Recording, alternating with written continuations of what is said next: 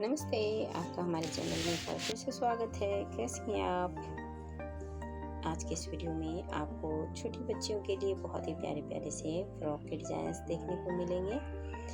आप अगर कुछ नए डिज़ाइंस में स्वेटर बनाना चाहती हैं अपनी बच्ची के लिए, तो आप इस तरह के 1 पीस या 2 पीस में स्वेटर बना सकती हैं।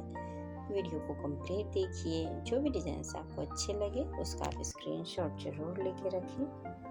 उम्मीद करती हूँ आपको वीडियो पसंद आएगी। आपको हमारे चैनल पे और भी कई तरह के स्वेटर के डिज़ाइंस देखने को मिल जाएंगे। हमारे चैनल के साथ बने रहिए।